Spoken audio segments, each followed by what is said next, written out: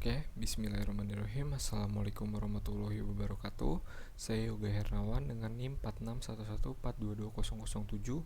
Pada kesempatan kali ini saya akan mempresentasikan proyek akhir pada PT Sekutu Indonesia berjudul Pengembangan Aplikasi Sistem Pencatatan Aset Internal berbasis website pada PT Sekutu Indonesia. Hal-hal yang akan saya sampaikan adalah yang pertama latar belakang, yang kedua rumusan masalah, yang ketiga solusi, dan yang keempat pemaparan hasil. Kita lanjut ke bab pertama, yaitu latar belakang. PT Sekutu Indonesia memiliki banyak aset IT dan perangkat operasional yang digunakan di berbagai divisi maupun outlet. Semakin bertambahnya jumlah barang, maka kebutuhan untuk mencatat dan memantau setiap aset secara rapi dan akurat menjadi semakin penting. Selama ini pencatatan masih dilakukan secara manual melalui Excel dan tidak terpusat. Hal ini menculitkan proses pelacakan, rawan terjadi kehilangan data, serta tidak ada dokumentasi yang jelas saat terjadi serah terima atau perpindahan barang. Maka dari itu, dibutuhkan sistem digital yang mampu mengelola data aset secara terstruktur dan dapat diakses oleh pihak terkait. Dari masalah tersebut timbullah rumusan masalah, yaitu nomor 1, bagaimana cara mencatat dan mengelola aset dalam jumlah besar secara efisien dan terstruktur. Yang kedua adalah bagaimana cara memastikan riwayat pengguna dan mutasi aset dapat dilacak secara jelas dan akurat. Lalu selanjutnya, bagaimana merancang sistem pembuatan surat serah terima yang tersimpan rapi dan dapat digenerate otomatis tanpa proses manual. Yang keempat adalah bagaimana membangun sistem yang sesuai dengan kebutuhan operasional perusahaan dan mendukung fitur seperti tampilan responsif serta mode yang user-friendly.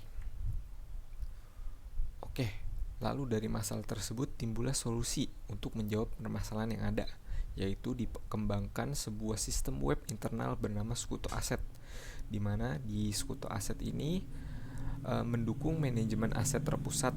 Seluruh data aset dapat dicatat, diedit, dan dipantau secara efisien melalui dashboard terintegrasi lengkap dengan fitur pencarian, filter, ekspor data. Yang kedua, ada pembuatan surat serah terima. Dokumen serah terima dapat dibuat langsung dari sistem menggunakan form dinamis, lalu disimpan secara otomatis dan bisa digenerate ke format PDF. Yang ketiga yaitu riwayat pengguna. Sistem secara otomatis mencatat histori pengguna aset dan proses mutasi antar divisi dan perusahaan, sehingga alur pergerakan barang terdokumentasi dengan jelas. Yang terakhir yaitu desain responsif. Aplikasi harus mendukung responsif layout untuk berbagai perangkat. Oke, kita masuk ke pemaparan hasil. Sistem ini dirancang agar selaras dengan kebutuhan operasional perusahaan dengan fokus pada kemudahan pencatatan, pelacakan, dan dokumentasi aset. Untuk lebih jelasnya, berikut adalah sistem yang telah dikembangkan. Nah, sebagai disclaimer, data yang digunakan dalam pemaparan ini adalah data dummy, bukan data asli perusahaan, karena data asli perusahaan bersifat rahasia, jadi saya tidak bisa paparkan pada presentasi kali ini. Jadi kita langsung masuk aja ke projectnya. Oke, jadi mungkin seperti ini tampilan awal pada halaman Sekutu Aset, dimana di sini kita langsung masukkan kredensial aja. Untuk user leveling di sini ada 3 level, yaitu super admin, admin, dan user. Sebelum kita masuk, mungkin saya jelasin dulu apa itu ketiga role tersebut. Ada super admin. Jadi super admin di sini dapat melakukan semua hal yang dapat dilakukan di web ini, mulai dari menambah data, menghapus data, mengedit data, dan melihat data. Untuk admin hanya bisa melihat data dan juga menambahkan data. Nah, untuk user sendiri, user hanya bisa melihat data, tidak bisa mengedit dan menghapus. Nah, mungkin di sini biar sekalian lengkap, saya langsung mendemokan sebagai super admin saja.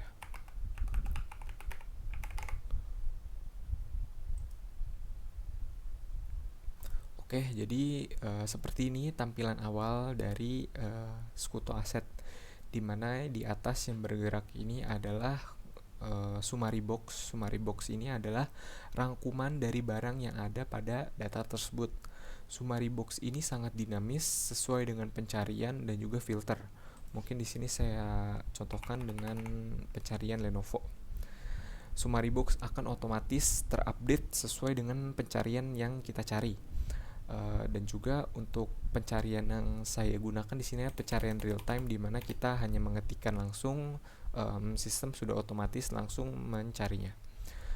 Selanjutnya, selain fitur pencarian dan summary box, di sini juga ada filter, di mana filter ini sesuai dengan perusahaan dan juga bisa juga sesuai dengan jenis barang berupa checkbox. Jadi kita bisa memilih banyak jenis barang, dan untuk filter ini juga terintegrasi dengan summary box. Jadi ketika kita ingin melihat jenis barang atau perusahaan yang lebih spesifik, summary box juga akan otomatis terupdate.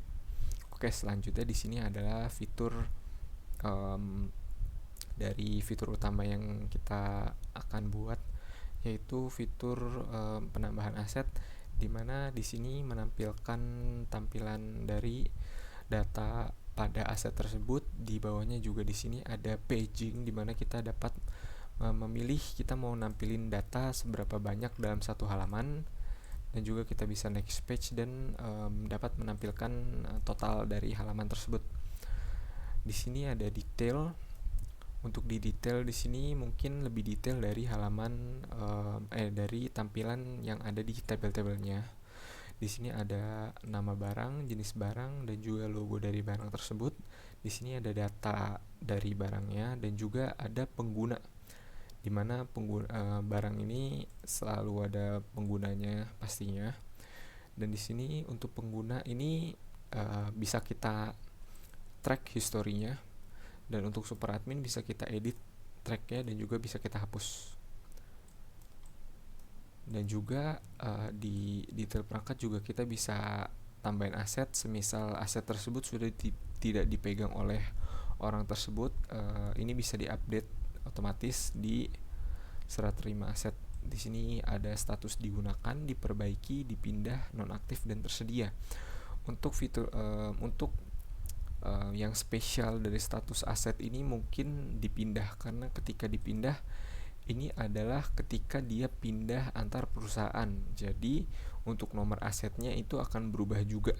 Untuk nomor aset ini akan digenerate otomatis sesuai dengan perusahaan yang kita tuju. Jadi untuk nomor aset itu akan otomatis, jadi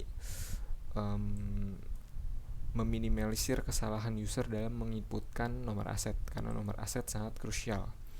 Oke, selanjutnya di sini ada edit, ada hapus dari data yang ada di tabel. Untuk fitur tambah aset kurang lebih mirip sama fitur edit. Jadi di sini kita bisa menambahkan aset baru. Untuk nomor asetnya ini akan digenerate otomatis sesuai dengan tanggal pengadaan, jenis barang, dan juga perusahaan yang dituju dari barang tersebut. Jadi meminimalisir user error. Oke, mungkin itu aja dari halaman dashboard. Kita lanjut ke halaman surat serah terima. Di halaman surat serah terima ini mungkin lebih menekankan pada dokumentasi dari perpindahan barang tersebut. Jadi kita bisa menambahkan barang ini, kita masukin serial number atau nomor aset dari barang yang kita ingin tambah, dan juga di sini ada data penerima dan data pemberi, dan di sini ada informasi tambahan berupa nomor surat yang sama digenerate otomatis, dan juga penanggung jawab dari proses surat terima ini, dan juga ada keterangan barang.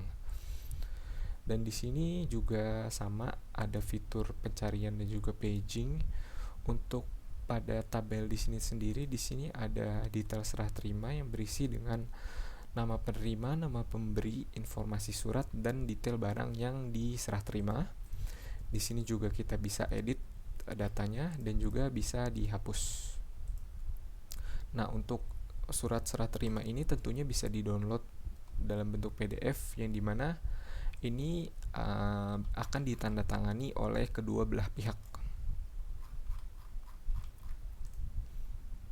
Oke, kita lanjut ke halaman selanjutnya, yaitu mutasi barang. Di mutasi barang ini lebih ke mencatat barang-barang yang pindah perusahaan, karena tadi pada opsi user di dashboard ini, di fitur update aset ini, di sini ada opsi dipindah. Dipindah ini yang dimaksudkan adalah pindah perusahaan internal Sekuto. Jadi ketika ada perpindahan barang antar perusahaan di internal Sekuto, ini akan otomatis ke-track di tabel mutasi barang berupa nomor aset yang lamanya dan juga nomor aset barunya. Dan di sini ketika detail juga di sini terlihat ada barang apa, di perusahaan lamanya apa dan perusahaan barunya apa. Dan di sini juga bisa dihapus tentunya. Oke, selanjutnya di sini ada data master. Untuk data master ini mungkin lebih ke pemeliharaan dari web ini. Ketika ada perusahaan baru, super admin dapat menambahkan perusahaan baru dari nama perusahaan dan singkatan. Singkatan ini akan digunakan di nomor aset dan juga dapat mengedit dan juga menghapus. Untuk fitur lainnya sama, ada pencarian dan paging. Di fitur jenis barang juga sama, ada paging dan juga pencarian. Di sini lebih menekankan pada kategori barang, di mana ketika ada kategori barang baru, super admin dapat menambahkannya dan juga memberikan logo. Untuk kedua data ini akan diupdate otomatis oleh sistem di filter. Ketika ada perusahaan dan jenis barang baru, filter akan otomatis update sesuai data yang ada, dan juga summary box akan menggenerate jenis barang baru ketika ada entry jenis barang baru. Oke, halaman terakhir yaitu manage user, di mana di manajemen user ini kita bisa memanage user mulai dari menambah, mengedit, dan juga menghapus. Untuk tambah user dan edit mungkin lebih ke kredensialnya seperti username, alamat email, dan role-nya. Untuk halaman ini juga sama, dilengkapi dengan fitur pencarian dan juga paging. Nah, kita masuk ke fitur selanjutnya yaitu user experience, di mana aplikasi ini mendukung responsivitas dari berbagai jenis perangkat, yaitu desktop, tablet, dan juga ponsel.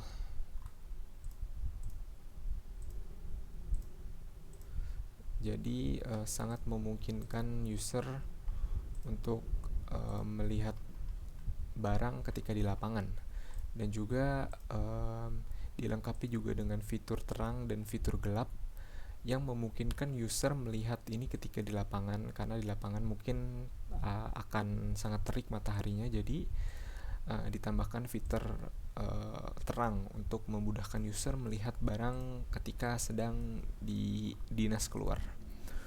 Oke, mungkin segitu aja aplikasi yang saya kembangkan. Kita lanjut ke PPTM.